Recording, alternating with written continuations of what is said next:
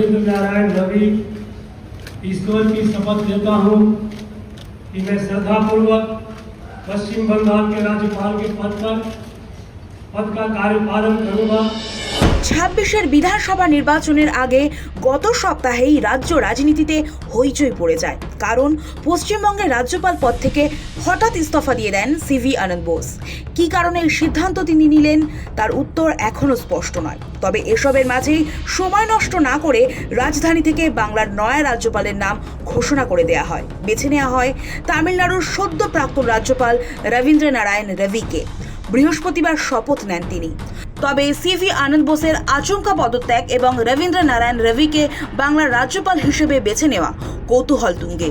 আরও কৌতূহলের বিষয় হলো, বাংলায় রাষ্ট্রপতি শাসনের সম্ভাবনা বা আশঙ্কার কথা ধরে নিয়ে কি একজন বজ্র কঠিন প্রাক্তন পুলিশ কর্তাকে রাজ্যপাল পদে নিয়োগ করা হলো? সেই প্রশ্নের উত্তর সন্ধান করা এখনই সহজ নয়। তবে এটুকু স্পষ্ট যে সিভি আনন্দ বোসের বিদায়ে এবং বাংলায় রবির আগমনে বিজেপি শিবির খুশি, বিশেষ করে বিরোধী দলনেতা শুভেন্দু অধিকারী। কারণ বোস জামানায় রাজভবন জীবাশ্মে পরিণত হয়েছে বলে অভিযোগ করে তিনি অনেক দিন ধরেই তাকে অপসারণের জন্য দরবার করছিলেন দিল্লিতে। এখন জানার বিষয়, কে রবীন্দ্র নারায়ণ রবি? কেন তাকে নিয়ে দ্রাবিড় ভূমি তামিলনাড়ুতে এতদিন এত আলোচনা ছিল? রবি পরিচয়ে মিলবে আভাস। RN রবি ছিলেন 1976 ব্যাচের দক্ষ IPS অফিসার। কতটা দক্ষ অফিসার ছিলেন তা কিছুটা ব্যাখ্যা করলেই স্পষ্ট বোঝা যাবে।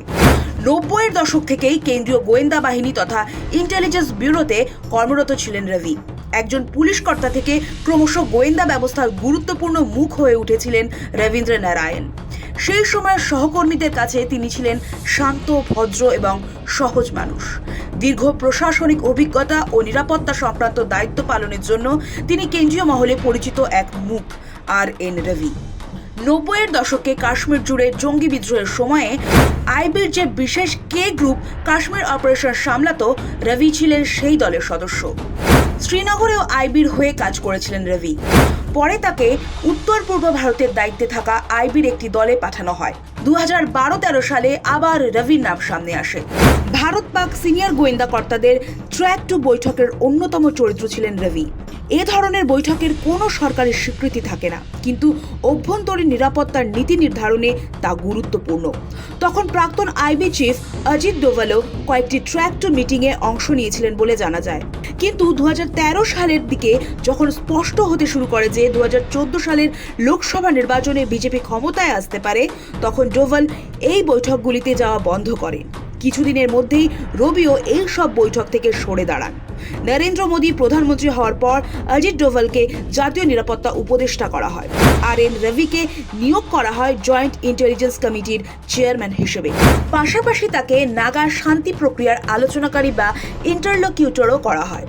উত্তর পূর্ব ভারতের বিষয়ে দীর্ঘদিন কাজ করার অভিজ্ঞতার কারণে এই দায়িত্ব তার উপরেই দেওয়া হয়েছিল। 2015 সালে নাগা সংগঠনগুলির সঙ্গে ঐতিহাসিক শান্তি চুক্তি স্বাক্ষরের সময়ও তিনি গুরুত্বপূর্ণ ভূমিকা পালন করেন।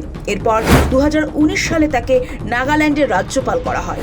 পরে 2021 সালের সেপ্টেম্বর মাসে তাকে তামিলনাড়ুর রাজ্যপাল হিসেবে পাঠানো হয় চেন্নাইয়ের রাজভবনে। তামিলনাড়ুতে রবির আগমন। তামিলনাড়ুতে দায়িত্ব নেওয়ার পর রবীন্দ্র নারায়ণ রবির আচরণ ও রাজনৈতিক অবস্থান নিয়ে অনেকেই বিস্মিত হয়। এমনকি তার প্রাক্তন বস আইবির দুবারের প্রধান MK নারায়ণন নাকি একসময় বিস্মিত হয়েছিলেন। এই নারায়ণনও পশ্চিমবঙ্গের রাজ্যপাল ছিলেন। 2021 সালে 9 সেপ্টেম্বর রাষ্ট্রপতি রামনাথ কোবিন্দ RN রবিকে তামিলনাড়ুর 15তম রাজ্যপাল হিসেবে নিয়োগ করেন। শপথ নেওয়ার পরপরই রবি বলেছিলেন, নির্বাচিত সরকারের সঙ্গে সাংবিধানিক ভারসাম্য বজায় রেখেই কাজ করবেন। তখন তামিলনাড়ুর মুখ্যমন্ত্রী MK স্ট্যালিনও তাকে স্বাগত জানিয়েছিলেন। কিন্তু কয়েক মাসের মধ্যেই রাজভবন ও তামিলনাড়ুর সরকারের মধ্যে সংঘাত শুরু হয়। বিজেপি বিরোধী তথা মুখ্যমন্ত্রী মমতা বন্দ্যোপাধ্যায়ের ঘনিষ্ঠ বলে পরিচিত স্ট্যালিনের সরকারের সঙ্গে গত কয়েক বছরে বারবার সংঘাতে জড়িয়েছিলেন রবি। বিধানসভায় নাটকীয় মুহূর্ত। গত বছর স্বাধীনতা দিবসে তামিলনাড়ুর রাজ্যপাল রবির চার চক্রে অংশ নেবেন না বলে জানিয়ে দিয়েছিলেন সে রাজ্যের মুখ্যমন্ত্রী স্ট্যালিন। এই নিয়ে বিজ্ঞপ্তি জারি করেছিলেন তিনি। সরাসরি রবির নাম না করে বিজ্ঞপ্তিতে বলা হয়েছিল, যিনি প্রতিনিয়ত তামিলনাড়ুর জনগণের স্বার্থবিরোধী কাজ করছেন তার আমন্ত্রণে সাড়া দেবেন না মুখ্যমন্ত্রী। চেন্নাইয়ের রাজভবনে রাজ্যের অন্য মন্ত্রীরাও যাবেন না বলে জানানো হয়েছিল বিজ্ঞপ্তিতে। 2023 সাল থেকে রাজভবনের সেই চার চক্র বয়কট করে চলেছে স্ট্যালিন সরকার। কয়েক বছর আগে রাষ্ট্রপতি দ্রৌপদী মুর্মুর কাছে রাজ্যপালকে বরখাস্ত করার দাবি জানিয়েছিল তামিলনাড়ু সরকার। বিল আটকে বিতর্ক। তামিলনাড়ু বিধানসভায় পাশ হওয়া একাধিক বিল দীর্ঘদিন ধরে অনুমোদন না দিয়ে আটকে রাখার অভিযোগ হচ্ছে রবির বিরুদ্ধে। 2021 সালের সেপ্টেম্বর থেকে 2022 সালের মে পর্যন্ত প্রায় 21টি বিল তিনি ঝুলিয়ে রাখেন।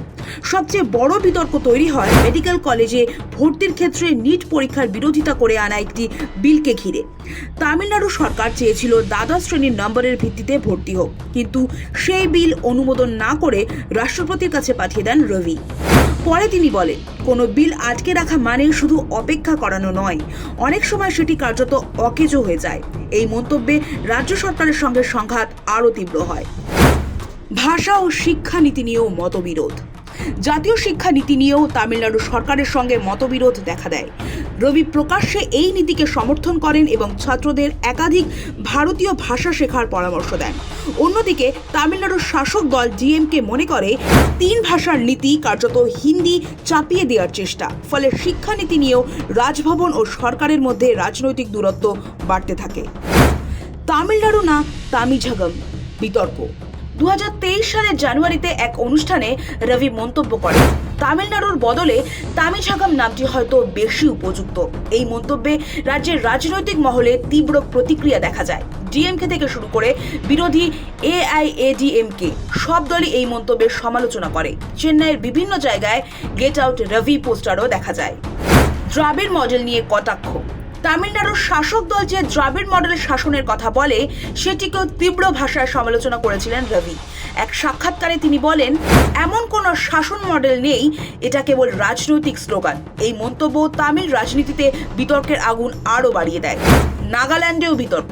তামিলনাড়ুর আগে নাগাল্যান্ডের রাজ্যপাল হিসেবেও দায়িত্ব পালন করেছিলেন রবি। সেখানেও তার ভূমিকা নিয়ে বিতর্ক তৈরি হয়েছিল। নাগা রাজনৈতিক সংগঠন এবং কয়েকটি আঞ্চলিক দল তার বিরুদ্ধে নির্বাচিত সরকারের কাজে হস্তক্ষেপের অভিযোগ তুলেছিল। আনন্দ বোসের পদত্যাগ, রবির কলকাতায় আগমন। 2022 সালের 17 নভেম্বর বাংলার মসনদে বসেছিলেন প্রাক্তন আমলা সিভি আনন্দ বোস। প্রশাসনিক নিয়মে তার মেয়াদ ছিল 2027 সালের নভেম্বর পর্যন্ত, কিন্তু সেই সময়সীমা ছোঁয়ার ঢের আগেই পশ্চিমবঙ্গের বিধানসভা নির্বাচন ঘোষণার ঠিক আগের মুহূর্তে কেন তিনি সরলেন তা নিয়ে রাজনৈতিক আলোচনা তুঙ্গে। এর মাঝেই রবিকে নয়া রাজ্যপাল হিসেবে বেছে নেওয়া। বাংলার মুখ্যমন্ত্রী মমতা বন্দ্যোপাধ্যায় আগেই তীব্র প্রতিক্রিয়া জানিয়েছিলেন। ভোটের আগে কেন্দ্রের এই একতরফা পদক্ষেপের নেপথ্যে রাজনৈতিক অভিসন্ধি থাকতে পারে বলেও তার সন্দেহ। এখন দেখার, রাজভবনে রবীন্দ্র নারায়ণ রবি কোন ভূমিকায় অবতীর্ণ হন বা কিভাবে নিজেকে ক্রমশ মেলে ধরেন। তামিলনাড়ুর মতো পরিস্থিতি কি বাংলাতেও তৈরি হতে পারে, উঠছে প্রশ্ন। ব্যুরো রিপোর্ট, সময় কলকাতা।